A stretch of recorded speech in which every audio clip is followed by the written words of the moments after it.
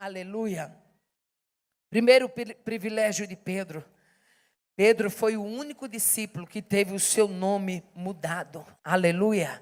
Evangelho de João, capítulo 1, versículo 42, Jesus diz: Tu és Simão, aleluia, filho de João, mas tu serás chamado Cefas, que quer dizer Pedro. Aleluia, glória a Deus. A Bíblia nos mostra que esse privilégio é muito grande. Por quê? Porque nenhum discípulo teve o privilégio de ter o nome mudado. Pedro teve o seu nome mudado, privilégio esse concedido a patriarcas como Abraão e Jacó. Aleluia. Mas Deus concedeu a quem? Não foi a Lucas, não foi a João, foi a Pedro. Você está entendendo que Deus está falando com a gente?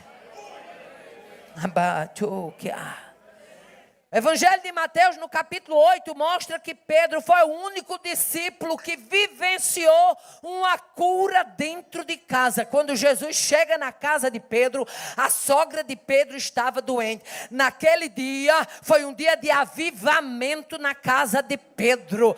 A sogra é curada. O único discípulo que viveu avivamento, que viveu cura dentro de casa foi Pedro. Aleluia. A Bíblia nos mostra ainda lá no Evangelho de Lucas, capítulo 5, aleluia, que tinha 2 barcos no dia da pesca maravilhosa. Jesus tinha opção, Jesus tinha escolha, tinha 2 barcos ali, mas a Bíblia é clara e diz que ele resolveu entrar no barco de Pedro. Oh, aleluia.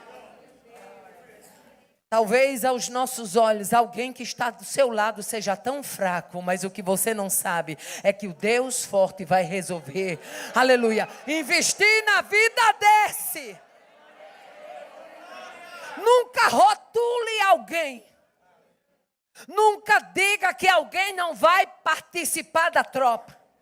Nunca diga que alguém não é forte o suficiente para a caminhada, porque quem fortifica está aqui. Quem comissiona está aqui. Quem chamou para o projeto está aqui. Quem fortalece o fraco está aqui. Quem é responsável pelos chamados da tropa está aqui. Abaia de Bearraçou. Havia barcos, mas ele quis entrar no barquinho de Pedro. E quando Jesus resolve entrar no nosso barquinho, pode ter certeza que vai ter milagre acontecendo. Oh, aleluia, glória a Deus. A Bíblia nos mostra ainda que mesmo fraco aos olhos de muitos, Pedro incomodava o inferno. O Evangelho de Lucas, no capítulo 22, diz que Satanás pediu Pedro para se ir andar. Se Satanás pediu Pedro para se ir andar, alguma coisa o inferno já estava antevendo na vida de Pedro. Oh, aleluia. Ah, minha querida. Ah, meu irmão. Quando o inferno se incomoda com alguém, é porque já está vendo o prejuízo que ele vai dar lá na frente.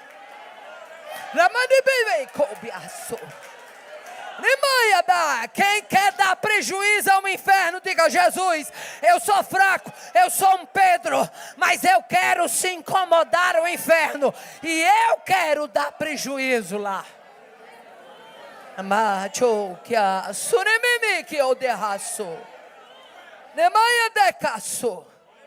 Era fraco, era.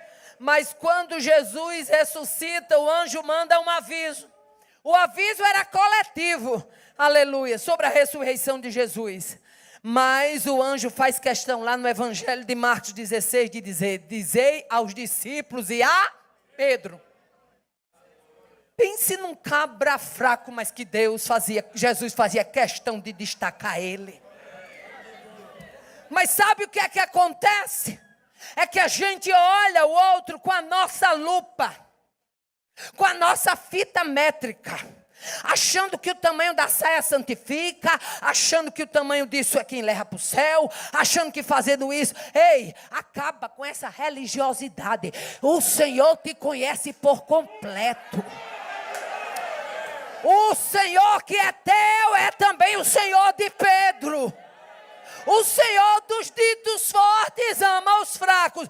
Dizei aos discípulos que ele ressuscitou. E dizei a Pedro. Quando estava vivo, Jesus tinha segredo com Pedro. Depois de ressuscitado, ele diz: eu quero Pedro também. Eu quero Pedro nesse negócio. Oh, aleluia. Glória a Deus, aleluia. No mar da Galileia, lá no Evangelho de João, capítulo 21. No mar da Galileia, Jesus resolve relatar o projeto de torná-los pescadores de homens. E após ressuscitar, veja só, Jesus fala disso lá em Mateus 4, que quer torná-los pescadores de homens. E depois que Jesus ressuscita, lá no Evangelho de João, capítulo 21, Jesus, aleluia, resolve lembrar o projeto a quem? A Pedro. Oh, aleluia. E o que é que isso ensina? Isso ensina que apesar de você achar que Pedro não dá na tropa, apesar de você se achar tão santo, tão santarrão, tão santarrona, para achar que aquele ou aquela Pedro não dá certo na tropa, aleluia, Jesus resolve lembrar o projeto de ser pescador de homens, justamente ao que parecia mais fraco da tropa. Ramandio que assou, riboiada caçou. Era fraco, mas era dependente. O segredo do crente fraco, que muitas vezes você não sabe, ele pode até parecer ser forte na sua frente, ou achar que não se incomoda com certas coisas, mas quando ele chega na presença de Deus, ele é quebrantado. Aleluia. E talvez você me pergunte, irmã Aparecida, qual era o diferencial da vida de Pedro?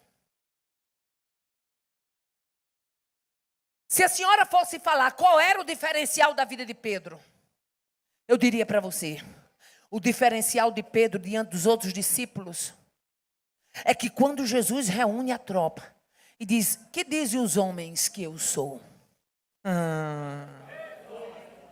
Oh, aleluia. Mateus 16:16.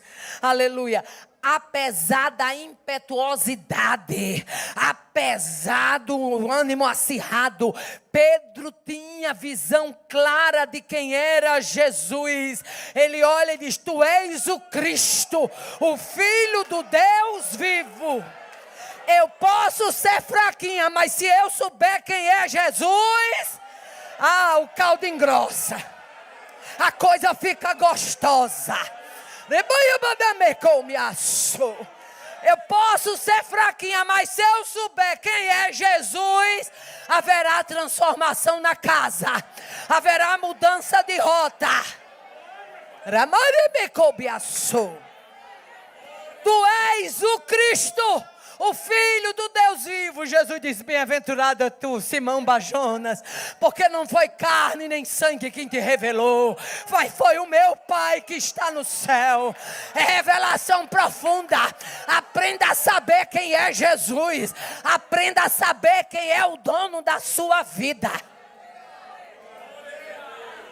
João não se antecipou de dizer quem era Jesus, deitava no peito de Jesus. Isso não quer dizer que por ele não ter dito, não sabia quem era. Mas Pedro saiu na frente e disse: tu és. Eu posso ser fraquinho, mas tu és. Oh, aleluia. Eu posso ser pequeno, mas tu és o Cristo, o Filho do Deus vivo. Deixa eu colar contigo aqui, Jesus, porque eu sou fraquinho. Mas se eu colar contigo, eu vou passar a ser forte.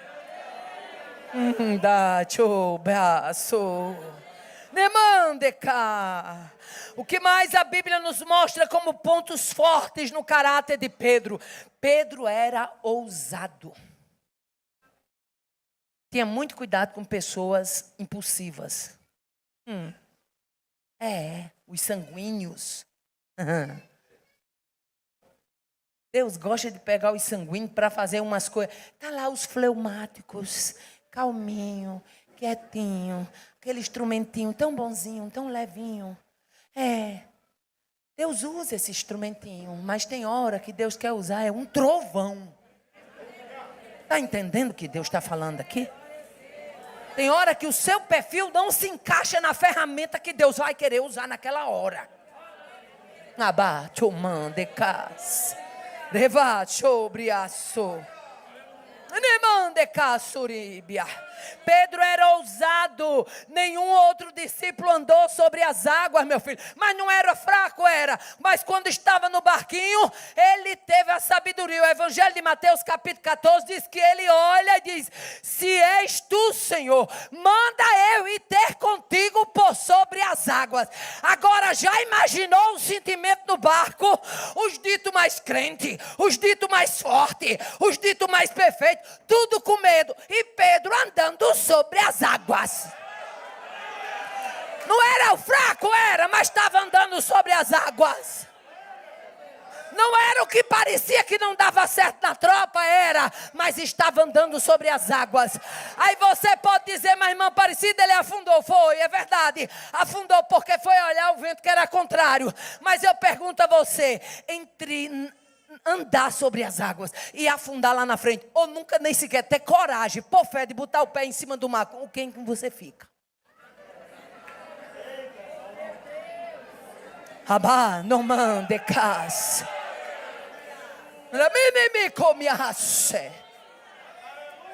Os certinhos ficaram no barco, mas Pedro disse: se és tu, Senhor.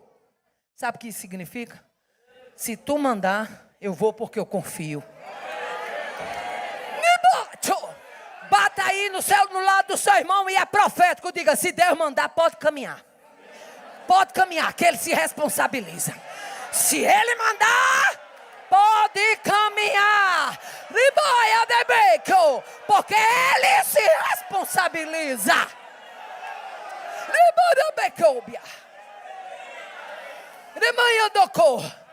Essa noite é noite de ser destronado quem se acha perfeito. E saber que Jesus, o meu Jesus, não é Genésio não, viu? Ele é Jesus dos que se acha forte, mas é Jesus também dos que se tem por fraco. Se és tu, Senhor, manda eu ir ter contigo por sobre as águas, debaixo da tua ordem. Eu ando por cima do mar. Debaixo da tua ordem, as ondas não vão me intimidar. Debaixo da tua ordem, eu caminho de cabeça erguida. Sabe o que é isso? Debaixo do teu aval, eu prossigo. Eu marcho. Tem aval de Deus aí, minha irmã? Tem aval de Deus aí, meu irmão? A Bíblia não diz, irmã Cleonice. Eu não gosto de dizer o que a Bíblia não diz. Mas eu imagino que no meio daquela tropa, porque ele era tudo homem humano, tanto quanto nós. Alguém que tinha Pedro assim como aquele que não se encaixava na tropa, aquele mais fraco. Quando viu Pedro andando por cima das águas, gente dentro daquele barquinho deve ter tremido nas bases. Oh, aleluia. Mas Pedro foi chamado de homem de pouca fé. Foi chamado de homem de pouca fé. Mas nem tu, nem eu tinha coragem de ter a fé que ele teve. Por aí tu tira como nós estamos fracos. Aleluia. A Bíblia mostra mais o que? Nenhum outro discípulo, aleluia, teve unção para curar com a sua sombra.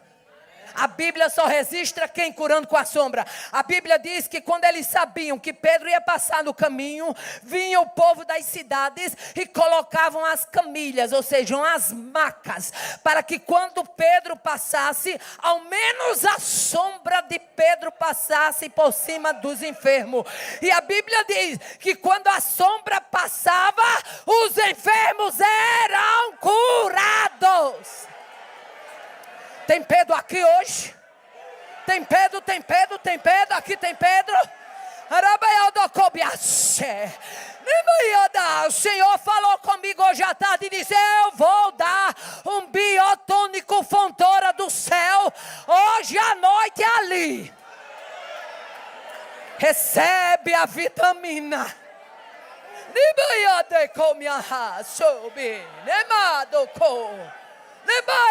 Não foi a sombra do médico Lucas.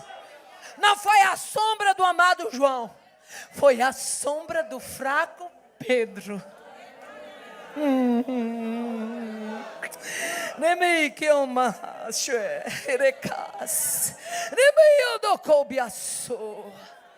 Por que tudo isso acontecia? Outro diferencial que eu vejo na vida de Pedro. Pedro era quebrantado. Aleluia. Evangelho de Lucas, capítulo 5. Quando retrata da pesca maravilhosa.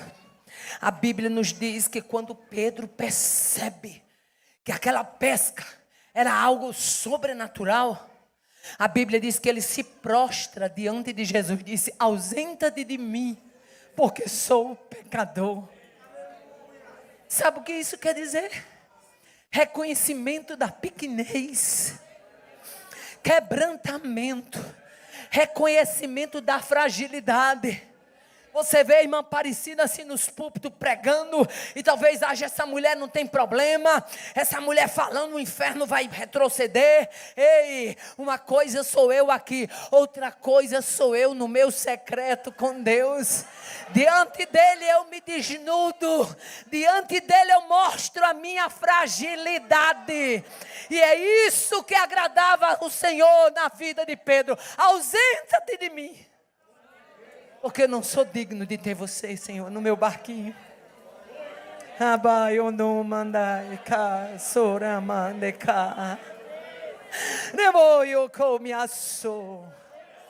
Bíblia não diz, mas eu imagino que depois de ouvir uma declaração do profundo dessa, Jesus no íntimo deve ter dito: agora que eu fico no teu barquinho, Pedro, porque tu reconhece que tu és pecador. Oh, aleluia, glória a Deus. A nenhum outro discípulo Jesus perguntou: ama-me mais do que estes? Por que será que Jesus perguntou justamente a Pedro? Evangelho de João, capítulo 21, diz que Jesus pergunta 3 vezes. Nas 2 primeiras, Pedro responde: Senhor, tu sabes que eu te amo. Mas na 3ª pergunta, a Bíblia diz que Pedro entristeceu-se. E Pedro simplesmente responde: Senhor, tu sabes tudo. Tu sabes que eu te amo. Você sabe o significado da frase, tu sabes tudo? Tu me conhece por completo. Amante casa. Senhor, tu me conhece por completo. Não tem nada que agrade mais a Deus do que Ele ser reverenciado pelo que Ele é, e nós sermos reconhecedores do que o que nós somos. Aleluia, glória a Deus, aleluia. Pedro teve, em Atos 12, uma libertação extraordinária. Preso, outros discípulos foram, mas um único. Imagine aí, a fúria de Herodes era tão grande contra Pedro, que ele prepara 4 tropas de 4 soldados cada tropa. Eram 16 homens reparando um. Mas a Bíblia diz que o anjo do Senhor resolve visitar a prisão. Oh, aleluia. Herodes ia apresentar Pedro no dia seguinte, certo que ia fazer carnaval em cima de Pedro. Aí Jesus disse: não, todo mundo sabe que Pedro é fraco, todo mundo sabe que Pedro é pequeno, que Pedro é frágil, mas eu vou mostrar o que é que eu faço com o frágil. Para o fraco eu mando escolta de anjo. Pedro sai da prisão escoltado por anjos. Nenhum outro andou sobre o mar. Nenhum outro teve escolta de anjo. Nenhum outro teve o privilégio de Jesus entrar justamente no seu barquinho. Isso aconteceu com Pedro. Aleluia. Escoltado pelo anjo do Senhor. Quer mais? Atos 2. Ele foi o pregador de fogo do Novo Testamento. Aleluia. O fraco pregando, 3.000 almas se entrega para Jesus. E era fraco, imagine se fosse o forte. Eu não sei o que você está sentindo, mas eu estou sentindo graça e autoridade para dizer que tem planos e tem projetos extraordinários de Deus. E não se ache pequeno ao ponto de achar que Deus não vai fazer. Nesta noite é noite de sair daqui sabendo: Jesus não tem projetos abortivos. O projeto que Ele tem na sua vida vai nascer.